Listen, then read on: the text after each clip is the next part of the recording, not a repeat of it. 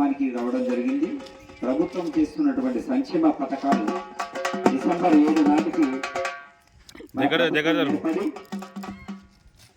సంవత్సర కాలం అవుతున్నందున అందరం కూడా సంక్షేమ పథకాలు మహిళలకు అందరూ కూడా ఉచిత బస్సు ప్రయాణం, 500కి సిలిండరు, 200 యూనిట్ల ఉచిత కరెంటు మరియు రైతు భరోసా మరియు ఈ యొక్క ఇందిరమ్మ ఇల్లు లేనటువంటి వారికి ఇందిరమ్మ ఇల్లు, పిల్లలకు నాణ్యమైనటువంటి విద్య, గురుకులలో మైనార్టీ స్కూళ్ళల్లో నాణ్యమైనటువంటి విద్య, వీళ్ళందరూ కూడా ఎన్నో సంక్షేమ పథకాలు మన రాష్ట్ర ప్రభుత్వం కల్పిస్తా ఉన్నది. ఆత్మకల్ల మన ప్రభుత్వమే